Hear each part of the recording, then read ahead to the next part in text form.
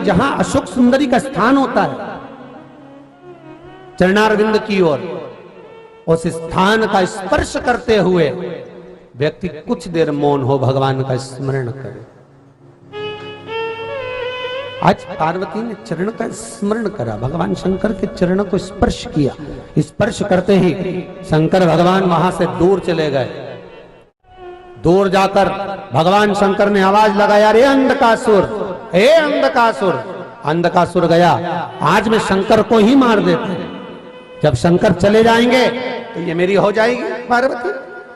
भगवान शंकर अंधकासुर को दूर क्यों लेकर गए? क्योंकि एक मां के सामने पुत्र का वध हो, ये मां नहीं देख सकती, ये मां नहीं देख सकती।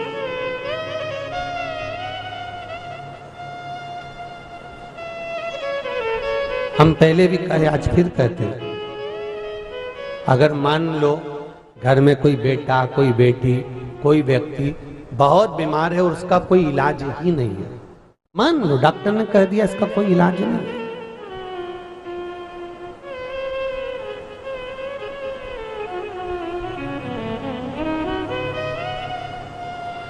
इसका कोई इलाज है ही नहीं, ये मतलब इलाज नहीं, इलाज कोई इलाज नहीं इसका।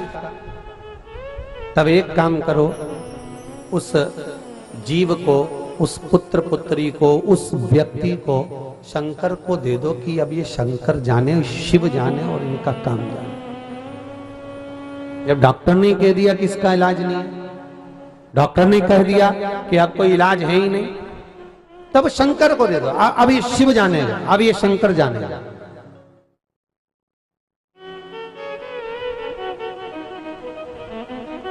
एक प्रश्न है, बड़ा अच्छा लिखा है किसी ने।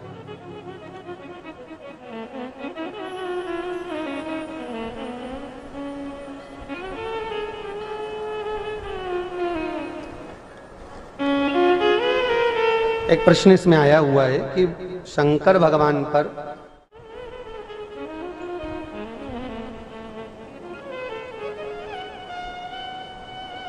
प्रभु नारायण जी काका दौसा राजस्थान से हैं, बहुत अच्छा प्रश्न इन्होंने किया है।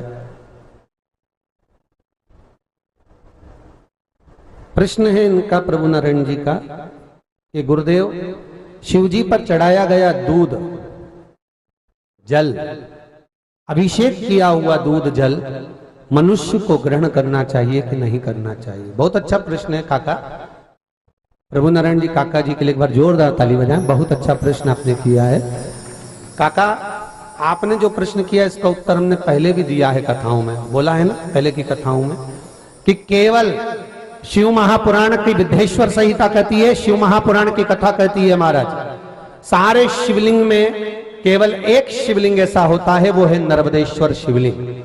जिस नर्मदेश्वर शिवलिंग पर जल चढ़ाओ, दूध चढ़ाओ, प्रसाद चढ़ाओ, जो चढ़ाओ, संसार का मनुष्य उसको पा सकता है, खा सकता है। केवल एक नर्मदेश, नर्मदा जी के जल से जो शिवलिंग निकलता है उस पर जो चढ़ाओगे उसको स्वीकार किया जाएगा। पर बाकी के जितने शिवलिंग है जो नर्मदा के जल से नहीं निकले हैं, जो नर्मदेश्वर नहीं है, उन पर अगर कोई वस्तु चढ़ चुकी है तो वो सांसारिक मनुष्य के भोग में नहीं आएगी। सांसारिक मनुष्य उसका भोग नहीं कर सकता।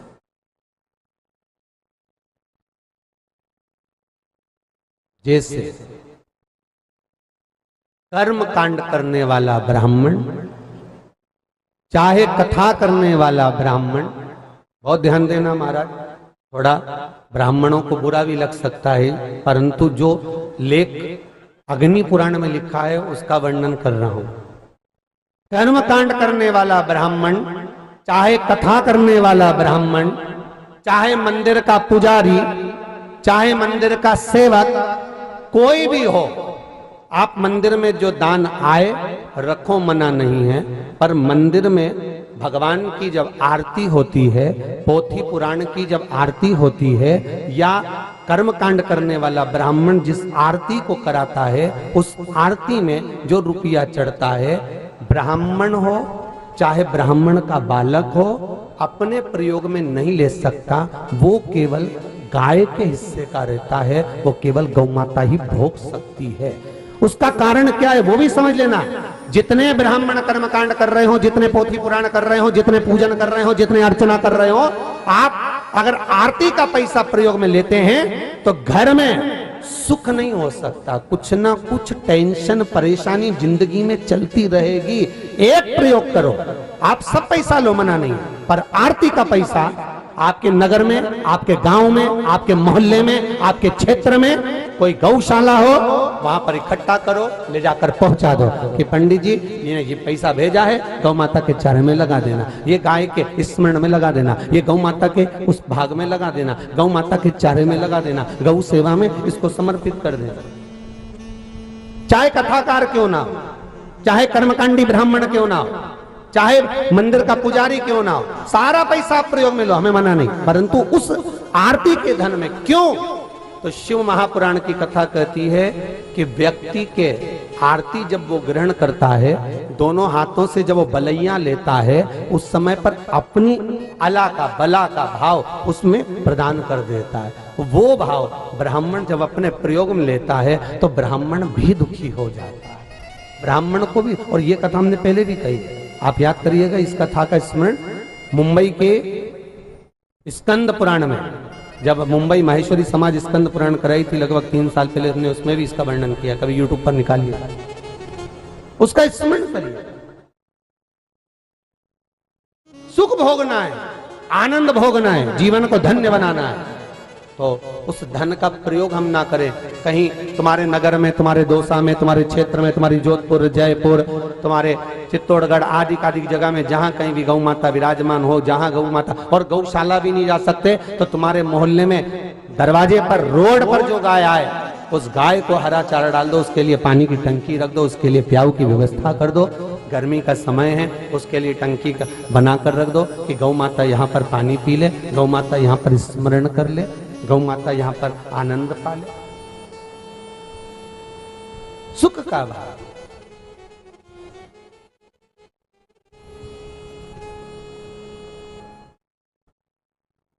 आज हमारे बर्फानी बाबा सेवा संस्थान के कार्यकर्ता बोल रहे थे, गुरुजी कल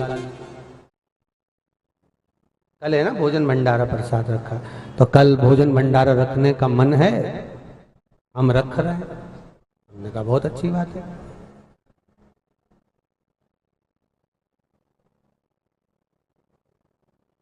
इससे बढ़कर सुकून और क्या होगा, आनंद क्या होगा। पर शिव महापुराण की कथा विराम कर भंडारे का भी प्रमाण नहीं देते। बात निकली है इसलिए कहना चाहूंगा, और कोई बात नहीं। क्यों? शिव महापुराण की कथा कहती है जितने लोग कथा सुनने आ रहे हैं, इन सब के यहाँ पर भगवान ने खूब पेट भरकर भोजन दिया, और मेरे भोले भंडारी ने कोई कमी नहीं रखी है। रखी है क्या? सबके यहाँ दिया, खूब दिया, प्रेम से आप भोजन कर रहे हो, मना नहीं है। एक नियम है शिव महापुराण का, शंकर भगवान की शादी में कोई वीआईपी नहीं आया था। शंकर जी की शादी में जिसको कोई नहीं बुलाता था, शंकर ने उसको बुलाया था। बोलो सही है कि गलत है? जिसको किसी ने नहीं बुलाया। भगवान विष्णु की शादी में 33 कोटि देवता गए, भूत चुड़ैल गए क्या? डाकनी पिशाचनी गए क्या? भूत पलित गए क्या? नहीं।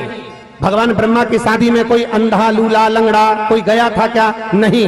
केवल देव अधिदेव महादेव की शादी कैसी हुई थी, उसमें कोई वीआईपी नहीं गया। शंकर भगवान ने डमरू बजाकर, जिसको कोई नहीं बुलाता, शंकर जी ने उसको बुलाया। शंकर जी की कथा कहती है भोजन उसको कराओ जिसको जरूरत है, जिसको जरूरत ही नहीं है उसको खिलाने से फायदा कौन सा है? किसी अंधशाला में जाइए, किसी अनाथालय में जाइए, पकवान बनाकर ले जाओ। जो भोजन के लिए तरसते हैं, जिनको अन्न का भाग नहीं मिलता, हमारा निवेदन है भंडारा उनको खिलाया जाए, भंडारा उनको दो जो एक एक भाग के लिए तरसते हैं।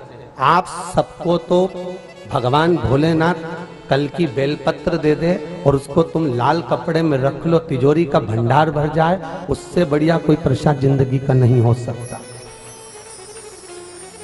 अगर भंडारा रखो, आपने रखा है, हमारी तरफ से उसकी परमिशन है कि आप रखो, मना नहीं, पर हमारी पुराण नहीं कहती हो।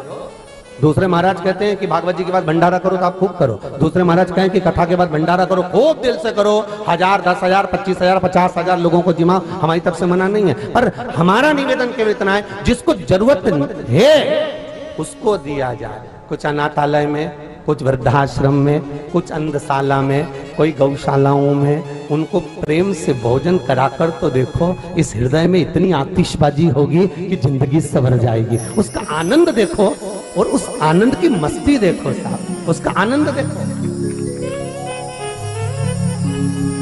और कहकर जाऊंगा बाबा बर्फानी सेवा संस्थान को, आप भंडारा रख रहे हैं वो अपनी जगह पर है, प्रयास करना, भंडारा हो तो ठीक है, नहीं हो तो भंडारे में जितने लोग भोजन करते हैं उतने लोगों का जो भी सामान बचे, किसी आपके दौसा नगर में किसी गरीबड़ी ब्राह्मण की लड़की की शादी हो, किसी गरीबड़े की शादी हो, जितना भोजन इन सबको कराओ, उतने भोजन का आइटम वहां कह देना कि तुम बस लड़की की शादी करो, बाकी का इसका पूरा अरेंजमेंट हम करेंगे, हमारी बर्फानी सेवा संस्थान करेगी, आप करो बाकी का व्यवस्था। उसका एक आनंद, उसका एक उमंग, उसकी एक नई चीज लाओ। ये भंडारा भोजन तो हो गया साहब, बहुत पुराना, कुछ नया बर्फानी सेवा संस्थान ऐसा कर जाए, जैसे दौसा नगर में इन्होंने शिव महापुराण की कथा ऐसी करा दी कि आज तक शिव महापुराण की कथा दौसा में नहीं हुई, तो कुछ नई चीज बर्फानी सेवा संस्थान ऐसी कर जाए कि जिस दौसा नगर का इतिहास रच कर जाए, तो बर्फानी सेवा संस्थान। नहीं तो मालूम पड़े लोग भागवत में भंडारा करते तो अपन भी धर दो, लोग ऐसा करते हैं तो अपन भी धर दो, देखा देखी काय को करें। अपनी राह अलग बनाकर अपनी जिंदगी का एक आनंद लाओ। कहीं अंधशाला में, कहीं वृद्धाश्रम में, कहीं अनाथालय में जाकर जब प्रेम से गुलाब जामुन, भजिया, पकोड़ा तुमको खिलाएंगे तो तुम कौन तारीफ करने वाले हो? अरे बोलो तो सही नहीं, अगर तुम खाओ तो मना नहीं है जी हो, हमारे ऊपर मत कह देना बाद में कि बताओ सियोर वाला हमारा एक दिन तो मिल रहा था वो भी। देखो हमारे माथे मत आ जोरी हो, और तुम बोलो तो मनवा दे भोजन, ऐसे भी बनाओगे क्या?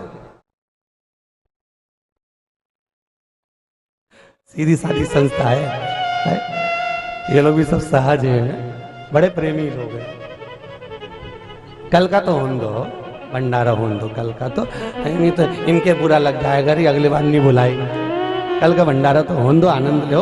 और महाप्रसाद, कल महाप्रसाद भी रहेगा कथा के बाद में, तो भगवान का प्रसाद पाकर जाना। अच्छा है तुम्हारे भंडारे जीवने से थोड़ा सा सहूलियत मिलेगी, क्योंकि बेलपत्री बांटने में धक्का मुक्की नहीं होगी, तो सहूलियत तो मिलेगी। कुछ अच्छा ही सोचा, बाबा की कृपा है।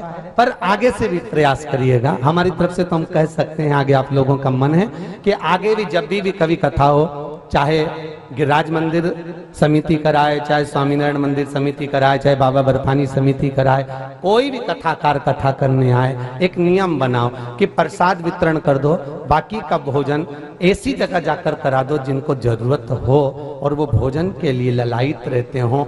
दूसरे के यहाँ शादी होती और बाहर खड़े होकर कुछ काम ना करते हो खाने के लिए, ऐसों के मुख में जब अन्न का दाना जाएगा तो शायद इस कथा का आनंद तभी हो पाएगा। जीवन का लक्ष्य तक एक आनंद वही है।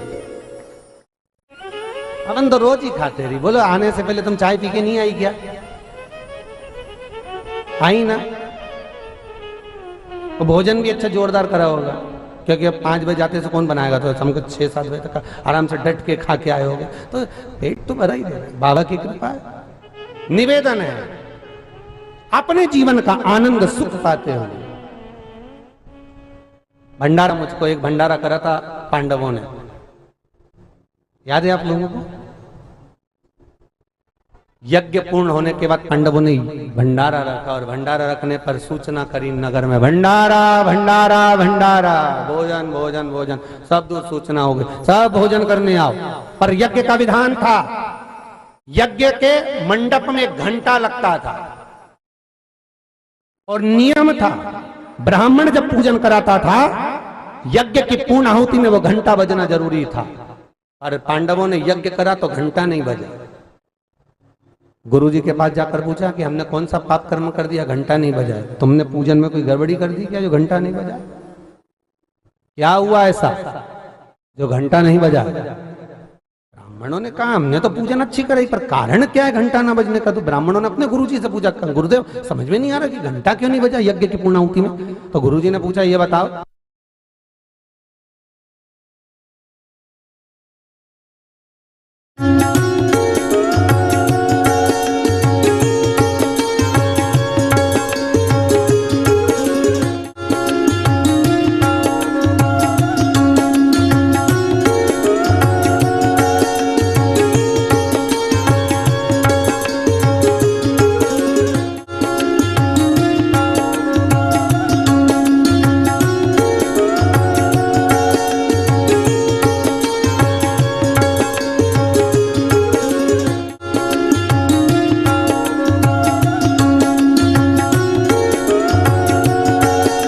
108 अश्वमेध यज्ञ का पुण्य तुम हमको दे दो, हम तुम्हारे यहाँ भोजन कर लेंगे। 108 अश्वमेध यज्ञ का पुण्य। नकुल ने मन में सोचा बाबा हमने तुम्हारी जिंदगी का एक अश्वमेध यज्ञ करा, आप इसका पुण्य ले लो। नहीं नहीं नहीं, 108 का चाहिए। 108 अश्वमेध यज्ञ का पुण्य दोगे तो हम भोजन करें, नहीं तो नहीं करें। नकुल वापिस आ गए। अर्जुन ने पूछा कोई मिला? हाँ एक बाबा मिला है, पर वो भोजन नहीं करना चाहता क्योंकि वो बोल रहा है 108 अश्वमेध यज्ञ का पुण्य चाहिए उसको। तो नकुल तू एक यज्ञ का दे देता, अपन ने एक यज्ञ करा है। मान नहीं रहा। द्रौपदी बोली रुको मैं जाती हूँ उस बाबा के पास। रथ लाया गया। द्रौपदी कहने लगे रथ में बैठकर नहीं जाऊंगी, पैदल जाऊंगी। दासियां चप्पल लेकर आई। द्रौपदी कहती है नंगे पैर जाऊंगा।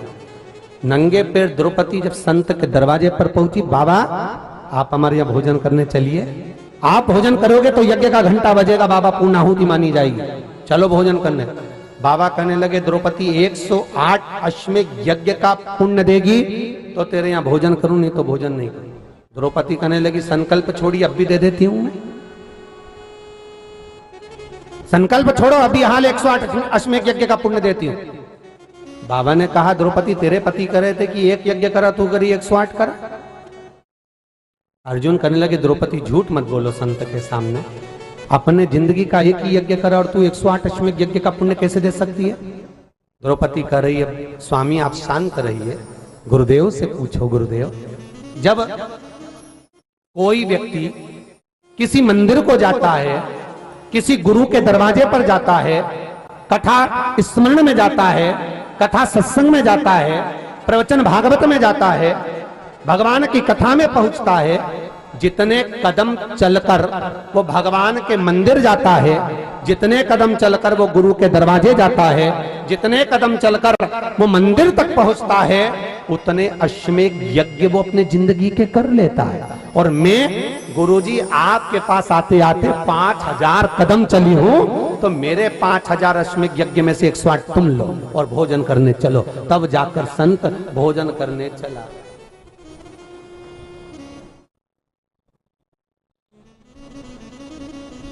कितनी सुंदर बात लिखी है महाराज, बहुत ध्यान देना।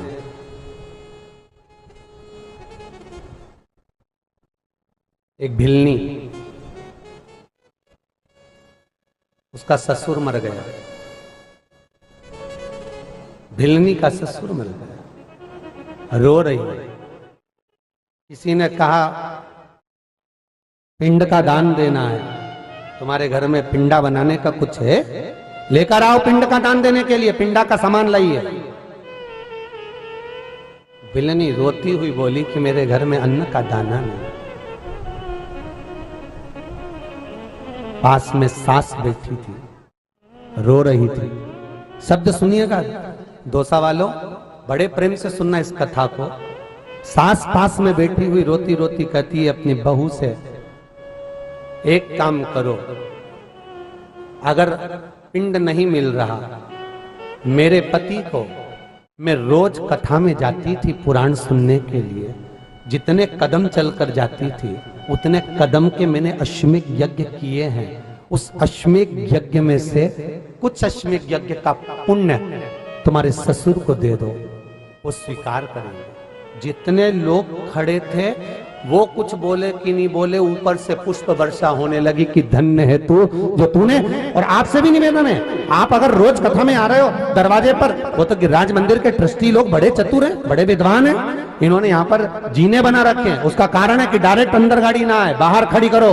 बाहर खड़ी करोगे, कम से कम तुम घर से गाड़ी में बैठ कर आए तो दरवाजे पे उतरोगे, दरवाजे पे उतरकर कथा के पंडाल तक कम से कम 25 कदम तो चलोगे। 25 कदम भी चल लिए तो एक दिन में 25 अश्वमेध यज्ञ का फल तो तुम्हें मिल जाएगा, और वो अश्वमेध यज्ञ का फल कभी तो काम आएगा।